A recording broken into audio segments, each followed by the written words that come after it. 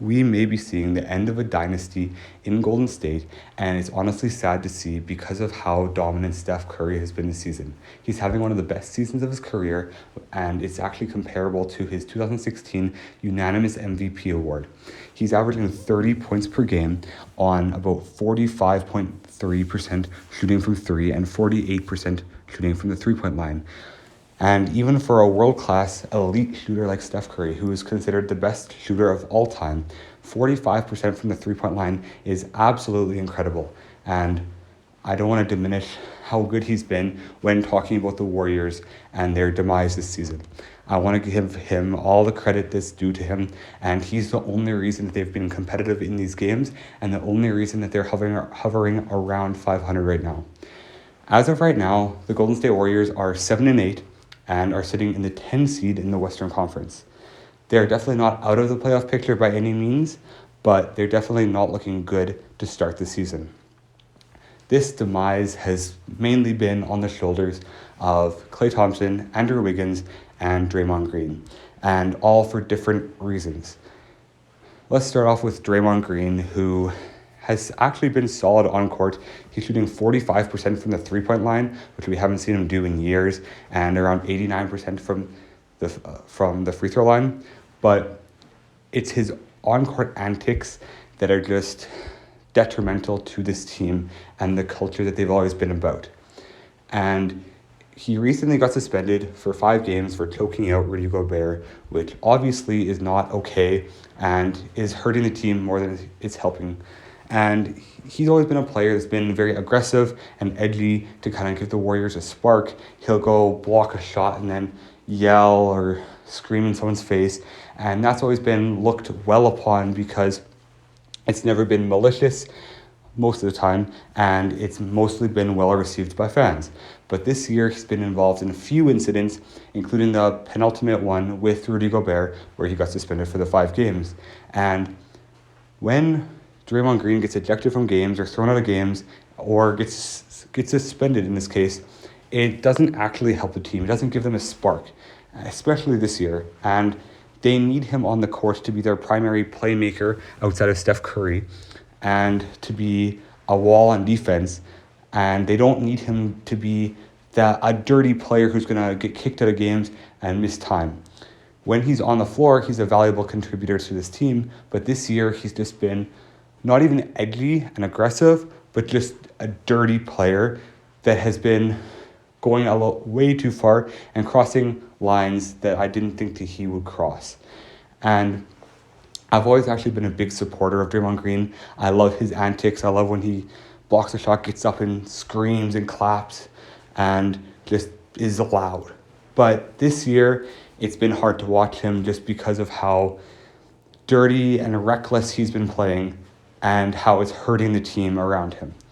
And this just is behavior that is very childish, and for a veteran who has been playing a certain style of basketball for so long, to amp it up and become dirty is just kind of sad to see out of Draymond Green, who you would expect to be just flat out better. Now, if you want to go to Klay Thompson, who pretty much stays under the radar in terms of Draymond Green antics, he has been shooting the ball worse than he has his entire career.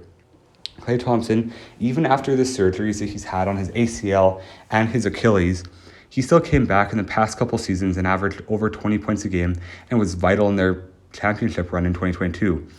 In the past couple of years, he shot right around 40% from 3 and 43% from the field. And he's actually looked good, especially last year when he averaged about 22 points a game. But this year, he's averaging 7.5 points a game less than last year on 7% worse shooting from 3 and 3% less from the field. He's averaging 14.4 points on 34% shooting from 3 and 40% shooting from the field, which are actually his worst of his entire career, and his points per game is the worst since his rookie season. Klay Thompson has been such a reliable piece of this Warriors franchise, and he's been so consistent for this team that it's really hard to see him struggle in this way. He has been the ultimate professional and the ultimate backcourt member besides Steph Curry. And to see him just not look like himself and look like a shell of his old self is very sad. He's been one of those players that's just been consistently great in his role. He is what I would call a Hall of Fame role player, because while he may not be a 30-point per game scorer or a MVP candidate year in and year out, or even an All-NBA player, he comes in, plays defense, and shoots the ball at a high efficiency on his shot attempts. But this year, he's been shooting a lot of shots on not great efficiency, and you can see that he's trying to kind of work things out and work through this slump, but it just hasn't gone away through 15 games of this season, and he needs to pick this up if the Warriors want to be competitive. On the Andrew Wiggins front, it's more of the same as Klay Thompson. He's shooting the worst efficiencies of his career, basically, shooting 25% from three and 42% from the field, as well as 12 points a game, which is by far the worst of his career. The worst points per game average of his career is 16.9, which is basically a whole 5 points per game higher than he is right now. And the weird thing is, he's shooting about 54% from the free throw line, which should be guaranteed get into rhythm buckets that he should be able to knock down every single time. But he's just so out of rhythm that he can't even hit free throws consistently. And for these three players, in Draymond Green, Klay Thompson, and Andrew Wiggins, to just all have taken such a drastic step back this year, whether it be in their antics or in their shooting efficiencies, it's tough to see. Outside of Steph Curry, they have no sense of collective unity and cohesiveness on the court. And even when they have a secondary playmaker in Chris Paul on the floor, they just look like not a unit. And the Warriors just have looked abysmal throughout the first 15 games of the season. And to be honest, I don't know if this team will be able to recover to the point where they can be championship contenders this season or going forward.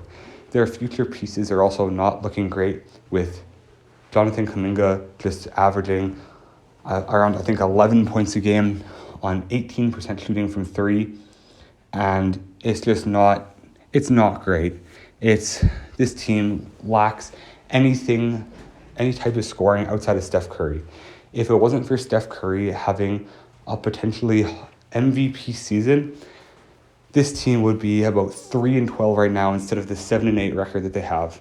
And they need to figure a lot out. And while I do think that they will bounce back and potentially be a 5 or a 6 seed, they are nowhere near the top 5 team that I predicted them to be coming into this season.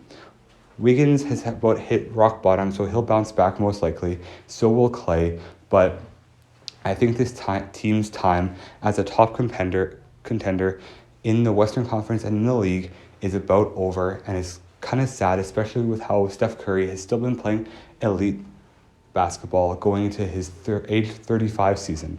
Anyways, God bless you all. I hope you have an amazing day. Let me know what you think of this team in the comments below and if they can bounce back. God bless you all, and make sure to hit the subscribe button because I'm trying to get to 500 subscribers by Christmas. God bless.